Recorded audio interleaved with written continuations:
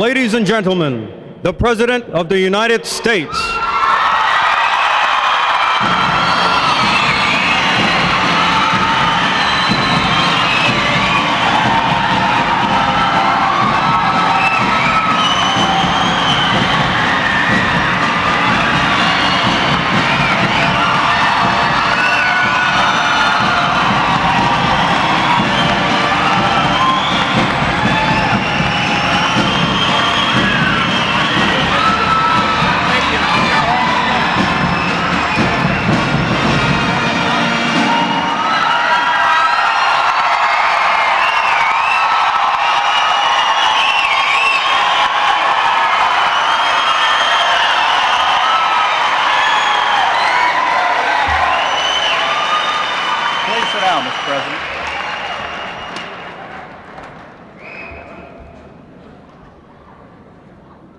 Mr. President, Ambassador Rue, other distinguished guests, men and women of the Iceland Defense Force and their families, welcome. Well, the President has indeed come to see us.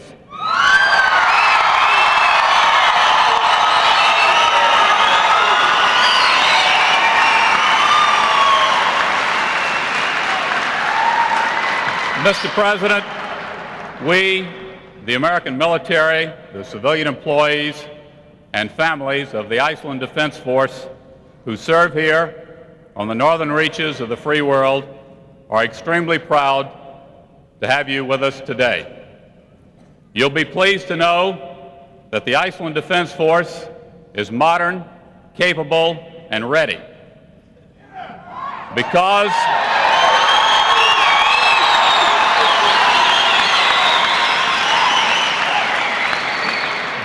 of the first-class aircraft and equipment we have, and because of the skills and dedication of the people here. Members and families of the Defense Force, it's an honor and a privilege to introduce to you our Commander-in-Chief, President Ronald Reagan. Mr. President.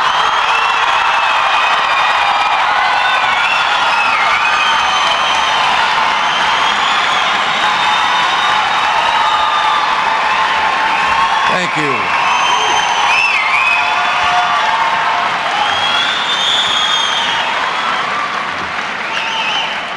Thank you very much. Ambassador Rue, Admiral McVaden, men and women of our armed forces, and my fellow Americans. Thank you all. It's good to feel so at home.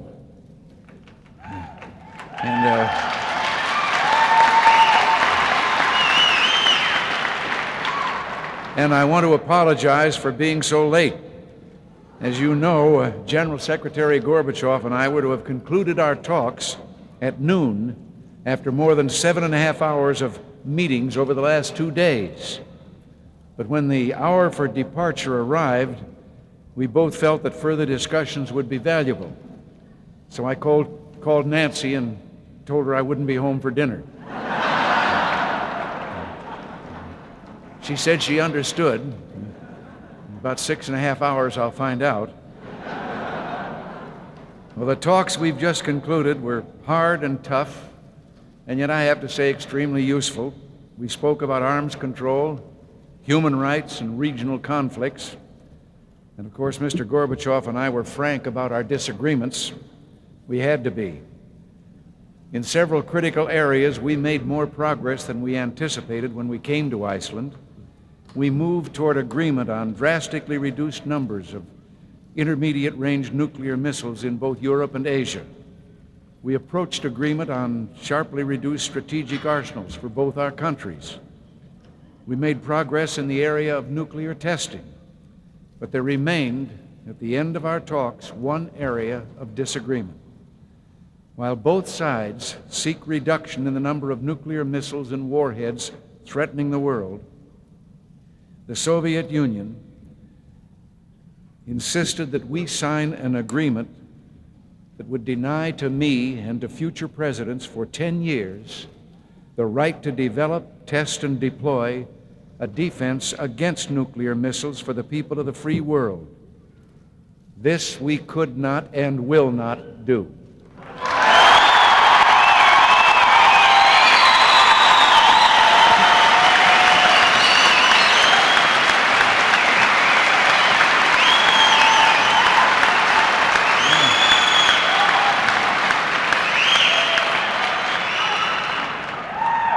So late this afternoon, I made to the General Secretary an entirely new proposal, a 10-year delay in deployment of SDI in exchange for the complete elimination of all ballistic missiles from the respective arsenals of both nations, so long as both the United States and the Soviet Union prove their good faith by destroying nuclear missiles year by year. We would not deploy SDI. The General Secretary said he would consider our offer, but only if we restricted all work on SDI to laboratory research, which would have killed our defensive shield. We came to Iceland to advance the cause of peace, and though we put on the table the most far-reaching arms control proposal in history, the General Secretary rejected it. However, we made great strides in Iceland in resolving most of our differences, and we're going to continue the effort. But this brings me to my main reason in coming to Keflavik today, to see you all and express my gratitude for a job well done. I hope you all know the importance of your mission here. Iceland has always held a strategic position in the Atlantic, commanding, if you will, the sea between the old world and the new. Since this is Columbus Day, I have to be careful of this, but many of those who believe that the Vikings were the first Europeans to discover the Americas hold that the ancient Norse sailors first heard of North American from an Icelander. And during World War II, Iceland played a crucial role in the battle for freedom. Early in the war, German U-boats began to exact a devastating toll, including the shipping that supplied the British people with food from the United States. Between March and December 1941, the Germans sank ships totaling more than 1 million tons. Churchill watched with growing disquiet as his nation was pushed closer and closer to starvation. In April of 1941, the British established bases on this island for escort groups and aircraft. In July, we joined them with the consent of the Icelandic authorities with bases of our own. These operations, staged from this very island, proved decisive in the balance of the entire struggle. In Churchill's words, the escort groups became ever more efficient, and as their power grew, that of the U-boats declined. Europe was saved to continue the struggle for freedom. I cite all this history because if Iceland was crucial to the cause of freedom then, it is even more important today. The U.S. and Iceland are joined together as members of NATO. And here you are, thousands of miles from home, closer indeed to the Soviet naval bases on the Kola Peninsula than to our own East Coast. And in view of those naval bases and other potential threats, you serve as a vanguard for Iceland, the United States, and all the NATO allies. You monitor military air traffic, you track submarines, and you monitor shipping movements in the vital sea lanes between the United States, Iceland, and Europe. You perform all these tasks with efficiency and dedication, in short, with a keen sense of duty. And ladies and gentlemen of our armed forces, on behalf of a grateful Commander-in-Chief, I salute you.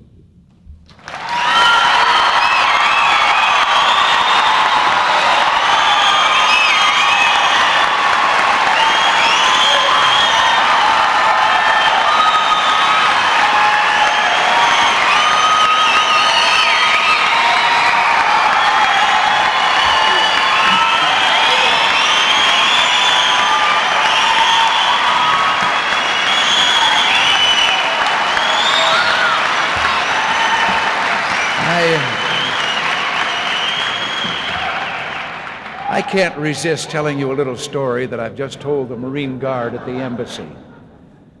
The story has to do with saluting. I was a second lieutenant of horse cavalry back in the World War II days. As I told the Admiral, I wound up flying a desk for the Army Air Force. And so I know all the rules about not saluting in civilian clothes and so forth, and when you should or shouldn't, but then when I got this job, and I would be approaching Air Force One or Marine One, and those Marines would come to a salute, and I, knowing that I'm in civilian clothes, I would nod and say hello and think they would drop their hand, and they wouldn't. They just stood there. So one night over at the Commandant's quarters, Marine Commandant's quarters in Washington, and I was getting a couple of highballs, and I didn't know what to do. So I said to the Commandant, I said, look, I know all the rules about saluting in civilian clothes and all, but if I'm the Commander-in-Chief, there ought to be a regulation that would permit me to return a salute. And I heard some words of wisdom. He said, I think if you did, no one would say anything.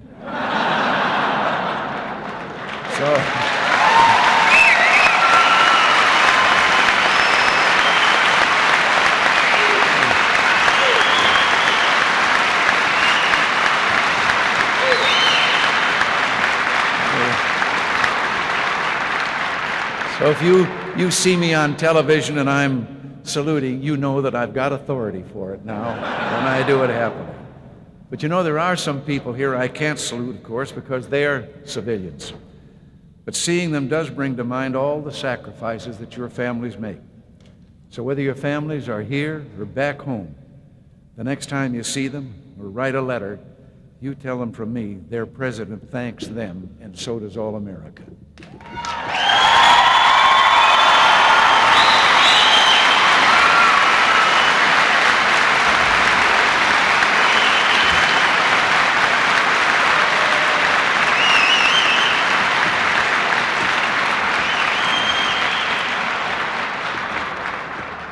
It seems to me that we have one more round of applause still to go. The talks that we've concluded could never have been had it not been for the generosity of the people of Iceland.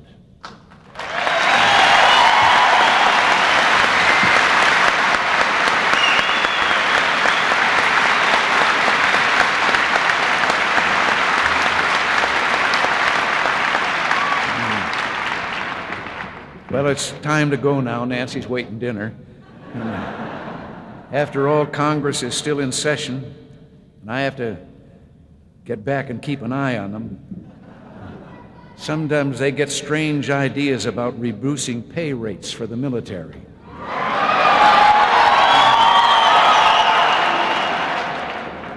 But don't worry, I'll never let them.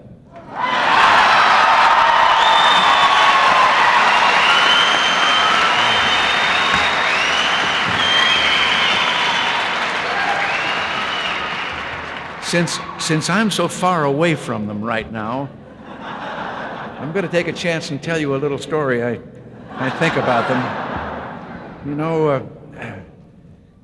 when I think of them sometimes, and particularly the opposition that wants to do those ridiculous things, I think of those three fellows that came out of a building one day and found they'd locked themselves out of their car. And one of them said, well, somebody get a wire coat hanger. And he said, I can straighten it out and use it and get in and flip the handle and open. And the second one said, you can't do that. Somebody'd see you doing it and think you're stealing the car. And the third one said, well, we better do something pretty quick because it's starting to rain and the top's down.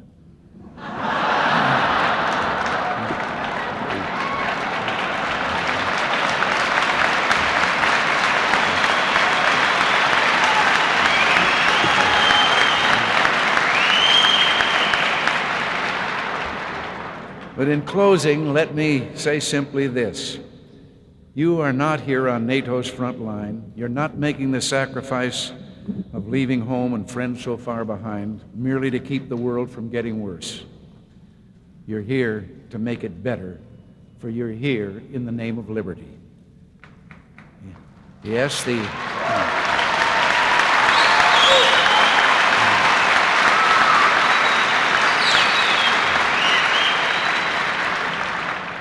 Yes, the ultimate goal of American foreign policy is not just the prevention of war, but the expansion of freedom, to see that every nation, every people, every person someday enjoys the blessings of liberty. All that you do has strengthened world peace, the peace in which the flame of freedom can continue to burn and spread its light throughout the world. I have to tell you that of all the things that I'm proud of in this job, none match the pride that I have in those of you who are wearing the uniform of your country. You young men and women, God bless you. Many years ago, the beginning of World War II, General George Marshall was asked, what was our secret weapon? And he said then, just the best blankety-blank kids in the world. Well, I have to tell you, we've still got that secret weapon. God bless all of you. Thank you very much.